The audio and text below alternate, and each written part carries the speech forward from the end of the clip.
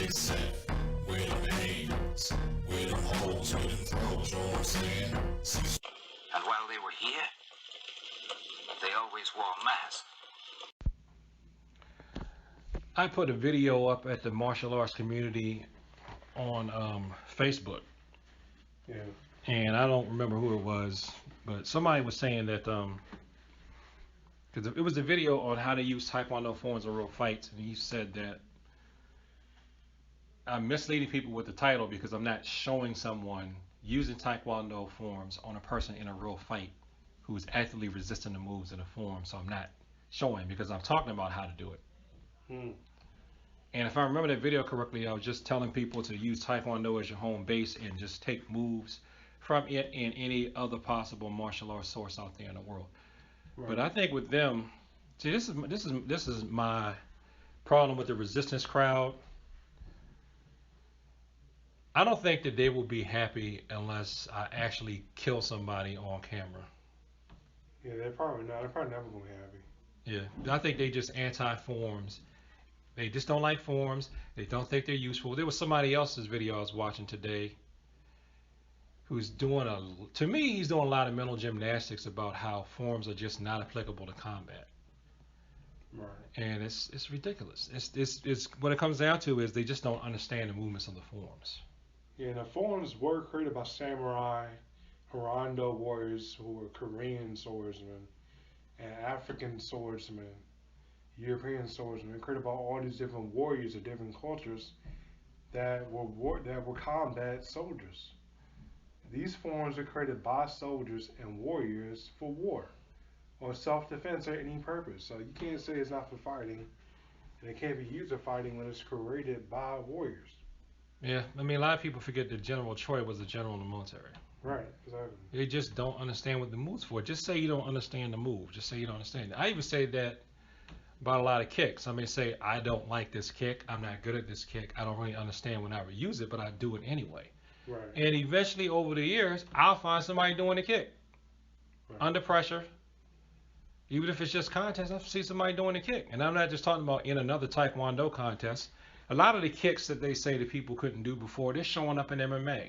That people swear is the gold standard of for real. Right. And I'm not going to doubt my own eyes either. There was a move out the form. I cannot remember the name of the form. The guy did up lock in a horse stance. No, I don't have to jump in this. I'm not going to hit my head. He did up lock in a horse stance. Well, sitting stance. That's the ITF name. So he did rising block in a sitting stance.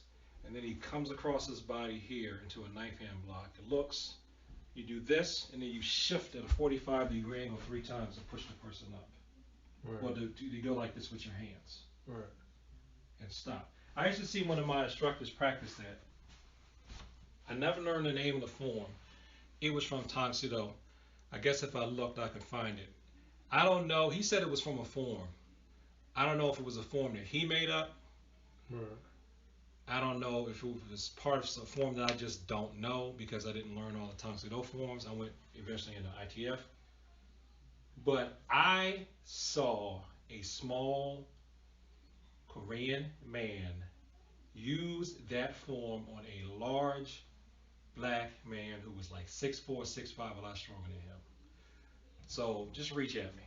So he did this to trap the arm up over the guy's face, came down with this to push on his shoulder, trap his arm, pushed him 3 steps, and then after he pushed him, he just kept smacking him in his face with the back of his hand.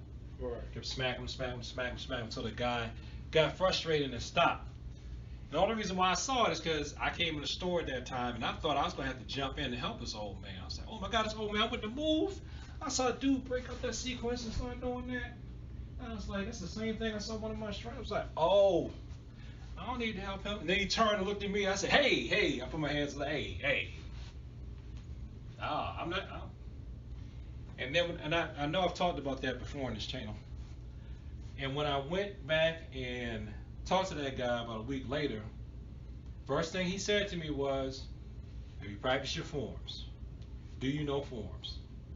I said, no, I'm still learning forms. Because he said, I can tell by the way you move, you've got some training, but did you learn forms?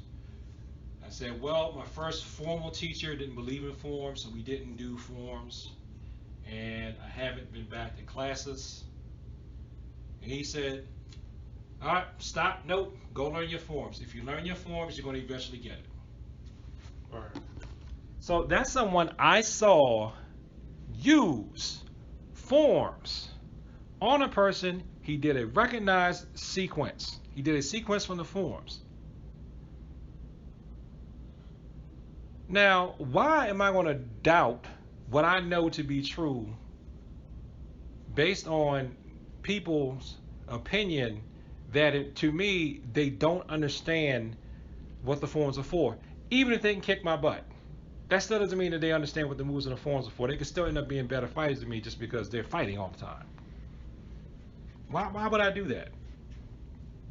And you know what?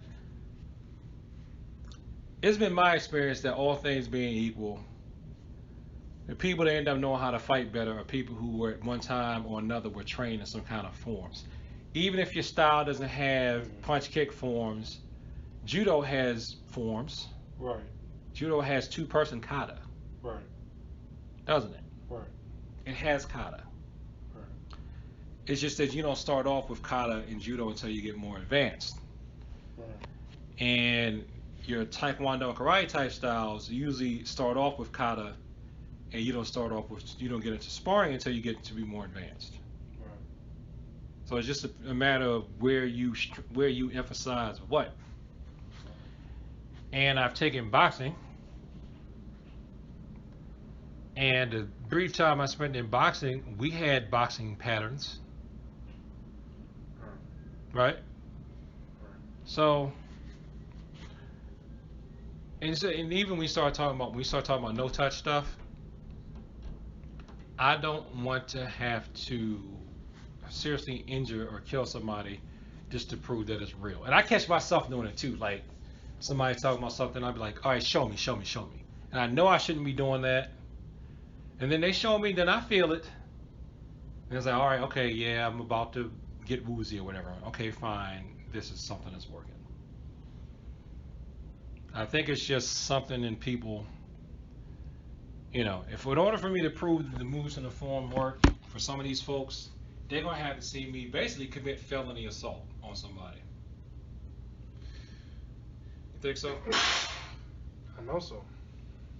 Yeah, so that's all I'm saying. I spent 7, almost 8 minutes to say that I'm not committing felony assault, or I'm not going to be, banging up my training partners and putting them in the hospital to prove that the stuff works. Either you believe that they work, or you don't. That's up to you. So thanks for watching this video. Like, comment, subscribe. Please share this with people. Like talk about the martial arts in peace. And as always, thank you for your time. Thanks.